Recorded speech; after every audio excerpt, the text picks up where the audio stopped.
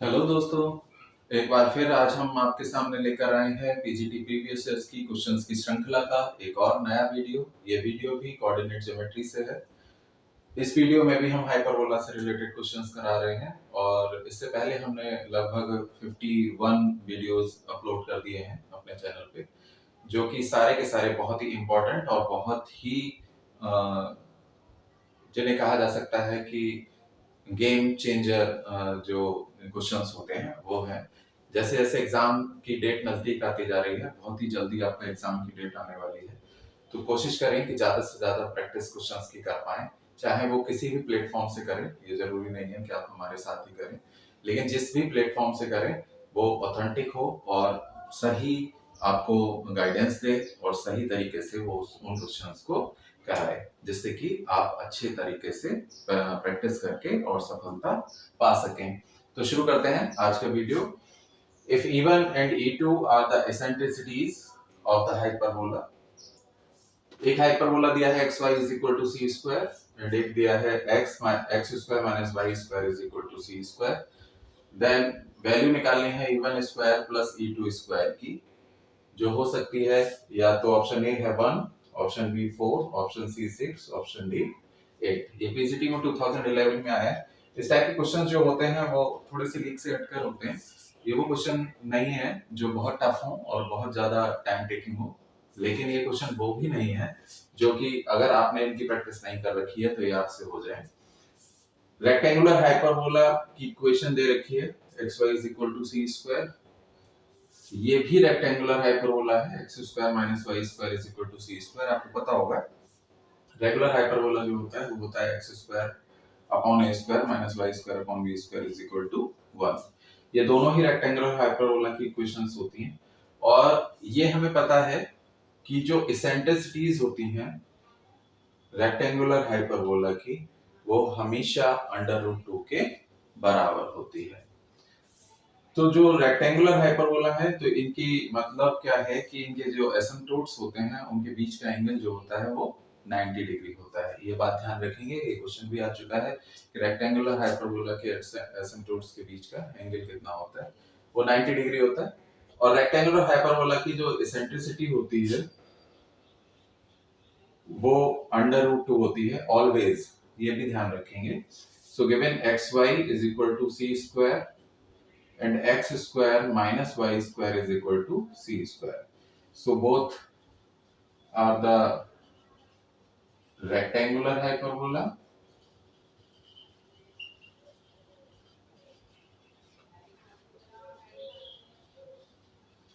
ठीक है। So eccentricities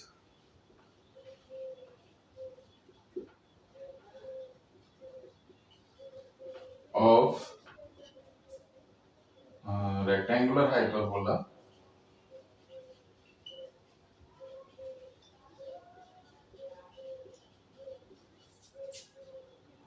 is always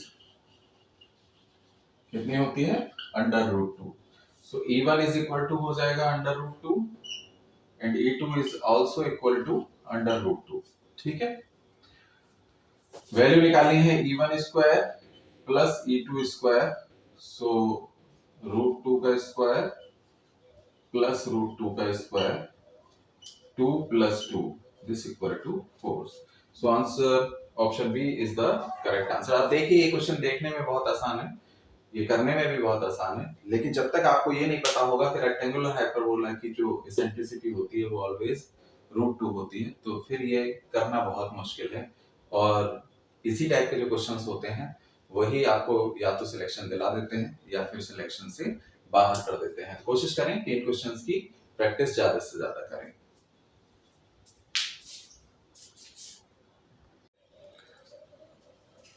चलिए करते हैं नेक्स्ट क्वेश्चन।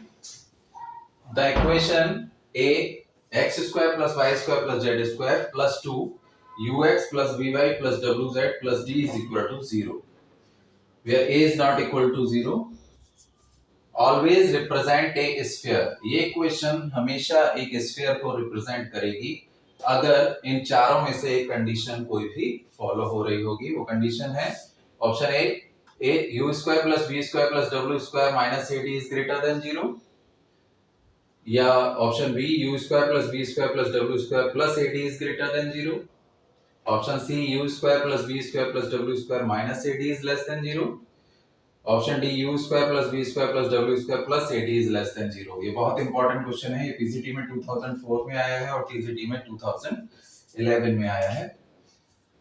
तो ये जो इक्वेशन है ये एक स्फीयर को रिप्रेजेंट करेगी। तो पहले इक्वेशन लिख लेते हैं, X square plus Y square plus Z square. हमें तरीका पता होना चाहिए कि किसी भी क्वेश्चन में हमें करना क्या है, उससे पहले हमें पता होना चाहिए कि उस क्वेश्चन में हमें गिवन क्या क्या है। जब सोर्सेज हमें पता होते हैं देन फिर आगे का जो प्रोसेस है वो भी हमें पता चल जाता है। स्फीयर रिप्रेजेंट कराना है तो जाहिर सी बात है X square Y square Z square का जो कोफिशिएंट होगा वो 1 होगा। तो ए से डिवाइड कर दें पूरी इक्वेशन को, X square plus Y square plus Z square plus 2ux upon A plus 2vy upon A plus 2wz upon A plus d upon A is equal to 0। ठीक है,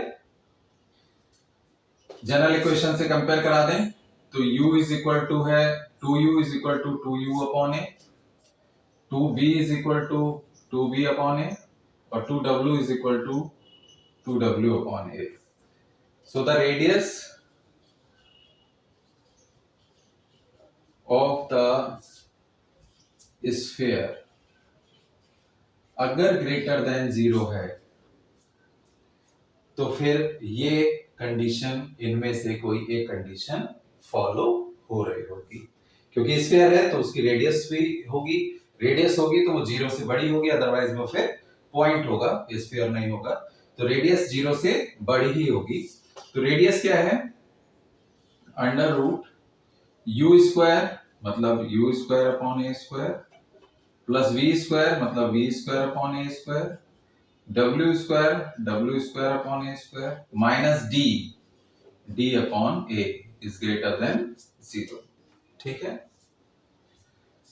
अंडर रूट हटा दें, U square plus V square plus W square upon A square minus D upon A is greater than 0। ठीक है, या फिर U square plus V square plus W square minus A D is greater than 0। U square plus V square plus W square minus A D is greater than 0। So this will be the required condition. ठीक है,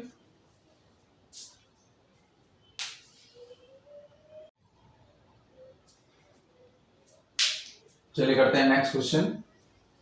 if the tangent plane to the sphere x square plus y square plus z square is equal to r square makes intercepts a b c, x axis से a, y से b और z से c on the coordinate axis, then the condition is option A 1 upon a plus 1 upon b plus 1 upon c is equal to r, option B 1 upon a square plus 1 upon b square plus 1 upon c square is equal to 1 upon r square, option C 1 upon a raised to power 4, b raised to power 4, c raised to power 4 is equal to 1 upon r raised to power 4, and option D 1 upon a plus 1 upon c plus 1 upon b is equal to 1 upon r।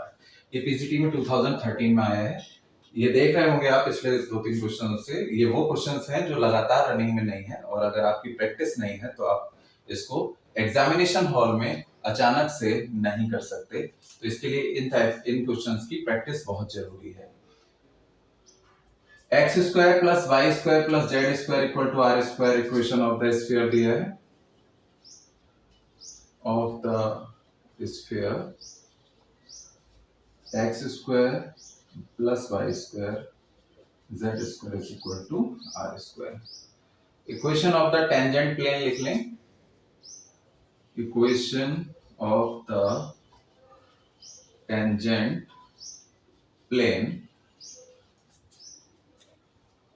on the sphere at point x1 y1 and z1। ठीक है, tangent plane हो जाएगा x x1 plus y1 plus z1 is equal to R square. अब ये जो tangent plane है ये x axis को काट रहा है a इंटरसेप्ट पे, y को b पे और z को c पे। तो इसका मतलब है कि x एक्सिस के कोऑर्डिनेट जो होंगे ऐसे लिख लें, tangent plane makes intercepts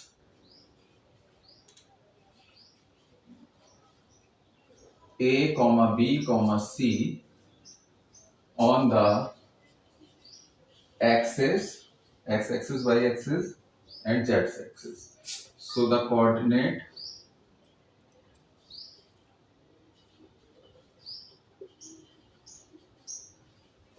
of the point of intersection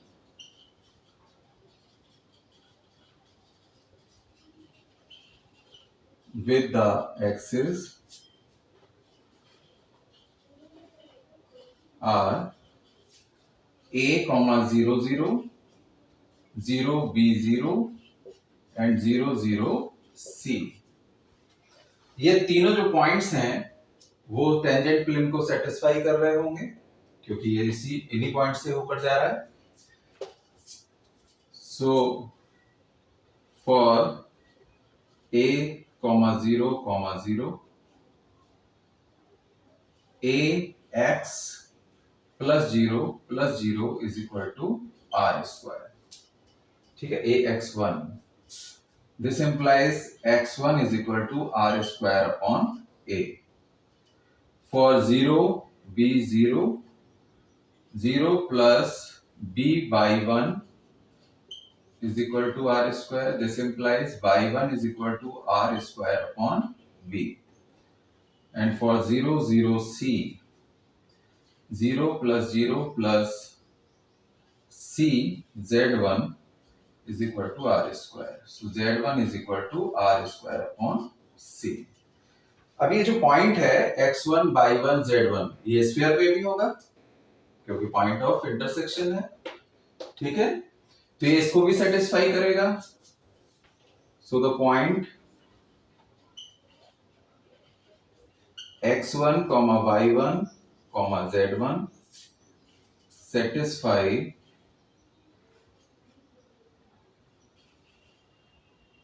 equation of the sphere।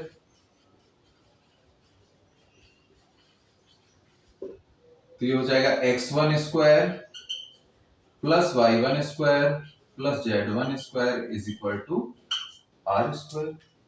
ये वैल्यू लगाते हैं x1 y1 z1 की, आर स्क्वायर सॉरी आर की power 4 upon A square, R की power 4 upon B square, R की power 4 upon C square is equal to R square. या फिर R square upon A square, R square common ले लिया, R square upon B square, R square upon C square. R square क्यों लें, R की power 4 ले लें, 1 upon A square, 1 upon B square, 1 upon C square is equal to R square upon R की power 4, that is 1 upon R square. So 1 upon a square plus 1 upon c square plus 1 upon b square is equal to 1 upon r square. Option B is the correct answer.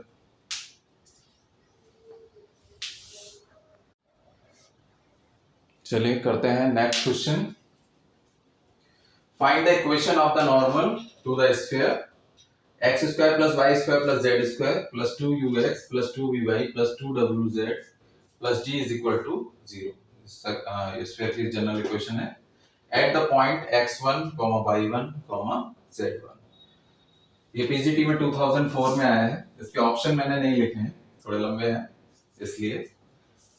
तो equation of the normal निकालनी है।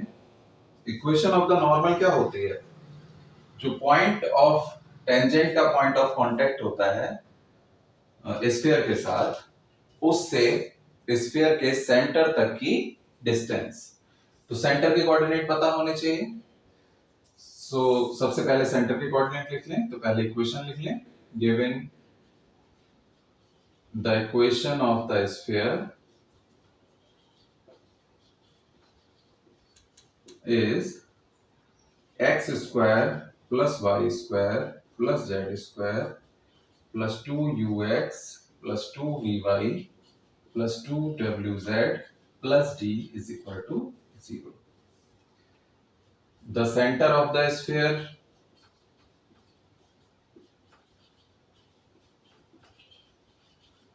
is minus u minus v minus w. अब हमें क्या निकालना है? Equation of the normal. So equation of the normal is the line joining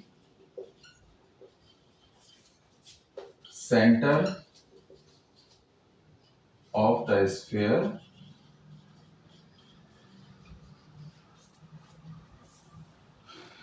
two the point x1, y1, z1। ठीक है। So equation of the normal क्या हो जाएगी? x minus x1 upon x1 plus u, ये minus u centre है इसलिए, is equal to y minus y1 y1 plus v is equal to z minus z1 z1 plus w। Symmetric form में लिखते हैं। So this will be the equation of the normal.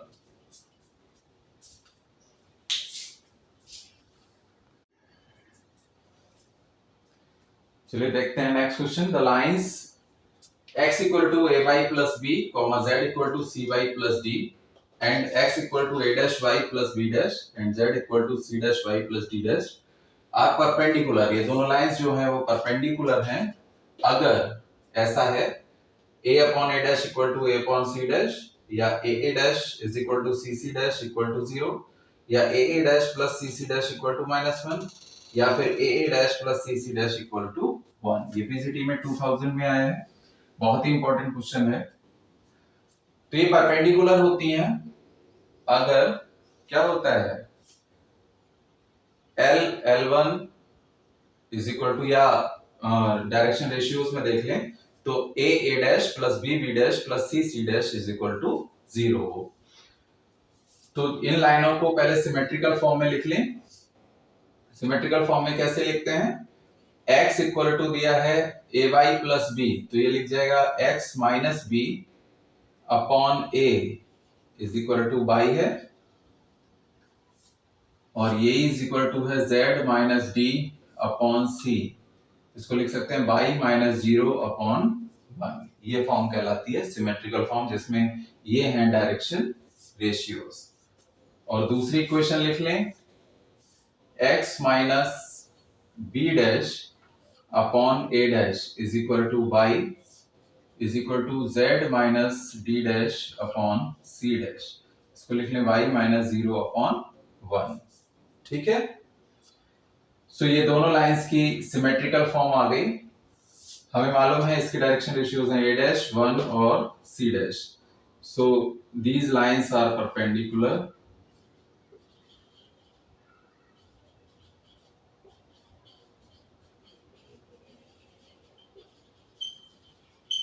if a dash plus 1 plus c dash is equal to 0, या a dash plus c dash is equal to minus का 1। a dash plus c dash is equal to minus का 1।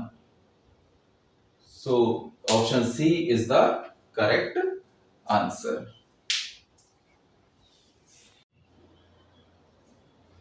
चलिए करते हैं next question.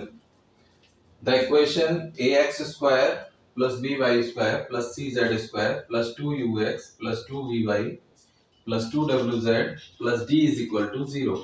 This equation represent a cone. ये cone को represent करेगी if u square upon a plus v square upon b plus w square upon c is equal to 1 होगा या D होगा या 2 होगा या 2D होगा। ये पीजीटी में 2013 में आया है। ये जो क्वेश्चन होते हैं ये रेगुलर क्वेश्चन नहीं कहलाते हैं। रेगुलर क्वेश्चन जो एक ही फॉर्मूले से कई क्वेश्चन एक एक एक्सरसाइजें दे रखी होती हैं, ये अपने आप में इसलिए स्पेशल क्वेश्चंस होते हैं कि ये वो क्वेश्चन होते हैं जो डाले जाते हैं जनरली इसीलिए एग्जाम में कि या तो ये आपको अटका दें या फिर आपका सिलेक्शन करा दें। तो जो लोग प्रैक्टिस करके जाते हैं उनका सिलेक्शन पक्का हो जाता है, और जो लोग प्रैक्टिस करके नहीं जाते हैं वो इस टाइप के क्वेश्चंस को पढ़ने के बाद ये भी नहीं समझ पाते हैं कि इसमें करना क्या है। तो ये इक्वेशन जो दे रखी है ये कौन को रिप्रेजेंट करेगी, अगर ये कंडीशन दिस इक्वल टू हो जाए 1 या d या 2 या 2d। तो इसमें हमें क्या करना है, हम मान लें f x y z t, एक और t ले लें variable, this equal to ax square plus by square plus cz square plus 2uxt plus 2vyt plus 2wzt plus dt square is equal to 0। ठीक है, ये फंक्शन मान लिया x Y Z T का, और करें del f upon del x is equal to 0 at t is equal to 1। तो ये क्या हो जाएगा 2ax, ये 0 प्लस 2u, t का वैल्यू 1, x का डिफरेंशिएशन 1, 2u रह गया, प्लस ये 0 equal to 0। So this implies 2ax is equal to minus 2u. This implies x equal to minus u upon a. ठीक है, now del f upon del y is equal to 0 at t is equal to 1. This equivalent to 2v by plus 2v, y का 1, t is equal to 1 और बाकी 0 is equal to 0. This implies 2v by is equal to minus 2v और y is equal to minus v upon v. Now del f upon del z is equal to 0 at t is equal to 1. So 2cz plus 2w is equal to 0. तो 2cz is equal to minus 2w और z is equal to minus w upon c। ठीक है, equal del f upon del t is equal to 0. So this equivalent to ये 0 2ux plus 2vy plus 2wz plus 2dt is equal to 0 at t is equal to 1 ले लें तो 2d is equal to 0। ठीक है, इतना समझ गए।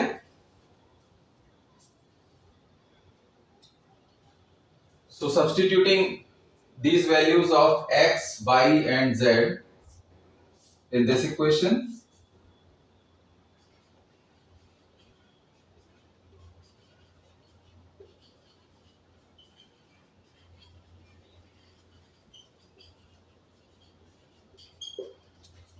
ये हो जाएगा 2u into x minus u upon A, 2v by minus v upon v, 2wz minus w upon c plus 2d is equal to 0। तो minus 2u square upon a minus 2b square upon v minus 2w square upon c is equal to minus 2d। Minus 2 सब में से हटा दें, u square upon A plus B square upon b plus W square upon c is equal to d. So value of u square upon a plus b square upon b plus w square upon c is equal to d. Option B is the correct answer. चलिए करते हैं next question. Find the equation of the cone with vertex at the origin. Equation of the कोन निकालनी है जिसकी vertex है origin and the base the circle x equal to a, y square plus z square is equal to b square. ये PGT में 2004 में आया है और बहुत ही इंपॉर्टेंट क्वेश्चन है. कैसे करते हैं? हमें पता है equation of the cone will be homogeneous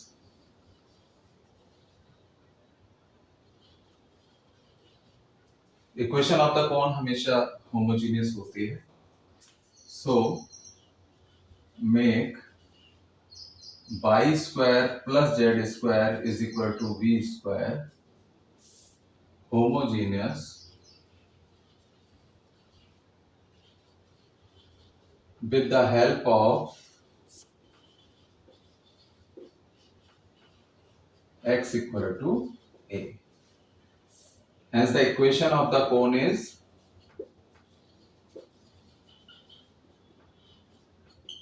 equal to y square plus z square is equal to b square into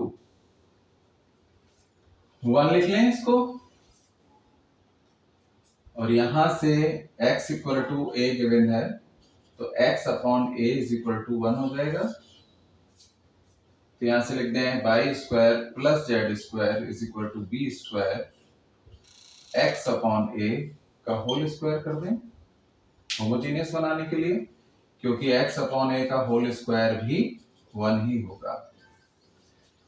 इसको लिख सकते हैं y square plus Z square is equal to v square x square upon a square या a square y square plus Z square is equal to b square x square या a square y square plus z square minus b square x square is equal to 0. So this will be the required equation of the cone.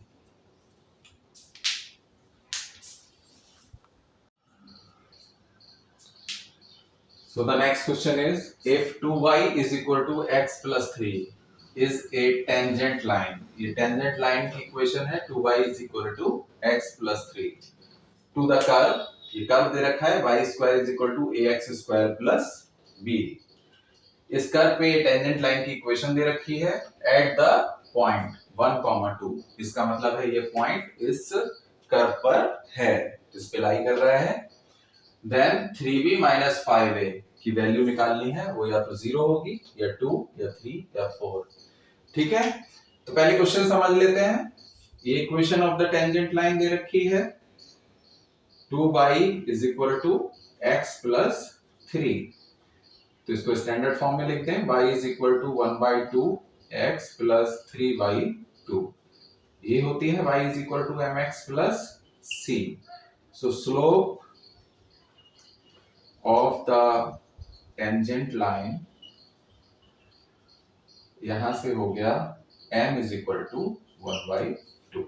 ठीक है, curve की equation दे रखी है y square is equal to a x square plus b. एक बार differentiate कर दें इसको विद रेस्पेक्ट टू x.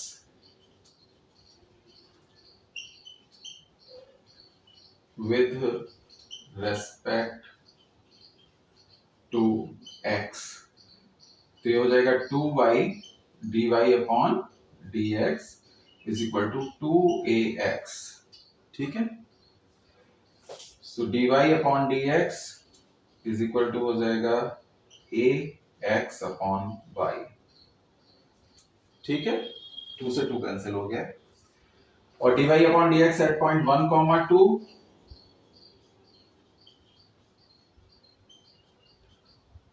ये हो जाएगा a into 1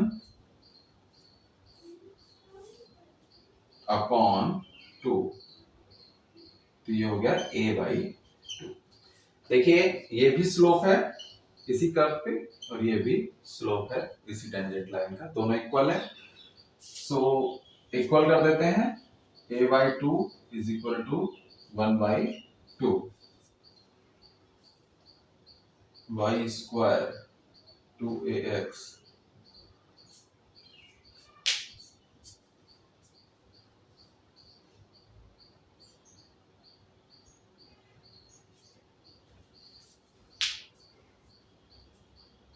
ठीक है, so a is equal to हो गया 1, a इज इक्वल टू 1।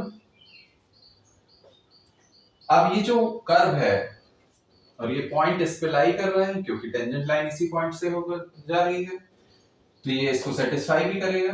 तो y square is equal to ax square plus b, इसमें पॉइंट x इक्वल टू 1 और y इज इक्वल टू 2 लिख दें, तो 4 is equal to a plus b, a की value लगा दें, 4 is equal to 1 plus b, तो 3 is equal to b, b is equal to 3 आ गया, a इज इक्वल टू 1 आ गया। Then we have to find out the value of 3b minus 5a. So 3 into b3 minus 5 into a1, 9 minus 5 is equal to 4. So answer option D is the correct answer.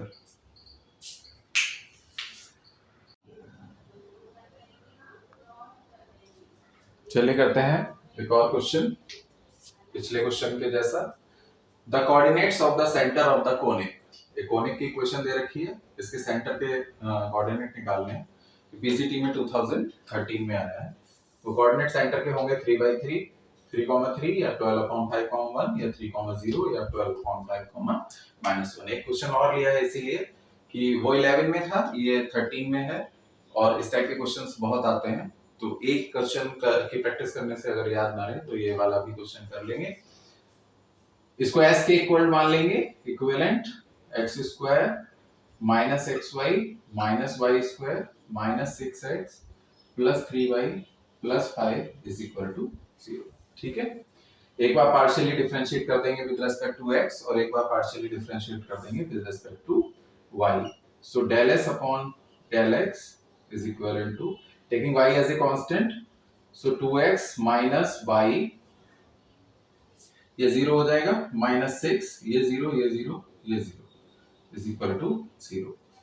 और del s upon del y कर दें तो यहां से हो जाएगा -x minus 2y plus 3 is equal to 0। इन दोनों इक्वेशंस को सॉल्व कर देंगे, जो x और y की वैल्यूज होंगी वही सेंटर के कोऑर्डिनेट्स होंगे। तो एक इक्वेशन ये है 2x minus y is equal to 6 और एक है -x minus 2y is equal to -3। इस वाली में 2 से मल्टीप्लाई कर दें और ऐड कर दें इस वाली के साथ, तो ये हो जाएगा 2x minus y is equal to 6, ये वाली, और यहां से -2x minus 4y minus 6 add कर दें, ये कैंसिल हो गए, -5y is equal to 0। So y is equal to 0, y is equal to 0 put कर दें किसी भी इक्वेशन में, तो यहां से हो जाएगा 2x is equal to 6, x equal to 3। So coordinate of the centre हो गए 3,0। Option c is the correct answer.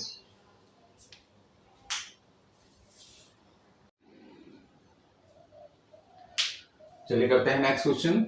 The eccentricity of the hyperbola, hyperbola की इक्वेशन दे रखी है, -x square upon a square plus y square upon b square is equal to 1। तो eccentricity इस hyperbola की होगी, option a is e is equal to under root a square plus b square upon a square, option B is e is equal to under root a square minus b square upon a square, e is equal to under root b square minus a square upon a square, e is equal to under root a square plus b square upon b square.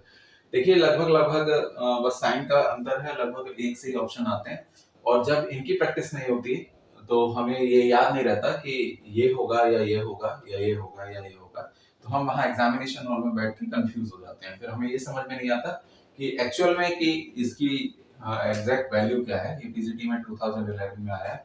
जो बहुत मिलते जुलते options होते हैं उन्हीं में सबसे ज्यादा कंफ्यूजन होता है। तो कोशिश करें कि इस टाइप के क्वेश्चंस की ज्यादा से ज्यादा प्रैक्टिस करें।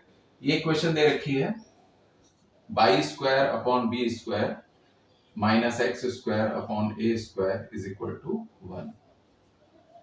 तो इससे रिलेशन हमें पता है A square is equal to B square E square minus 1। ठीक है, तो A square upon B square is equal to E square minus 1। Hyperbola है इसलिए ई स्क्वायर माइनस 1, यही इलिप्स होता तो 1 माइनस ई स्क्वायर हो जाता। A square upon B square plus 1 is equal to E square, या A square plus B square upon B square is equal to E square, या फिर E is equal to under root A square plus B square upon B square. So option D is the correct answer.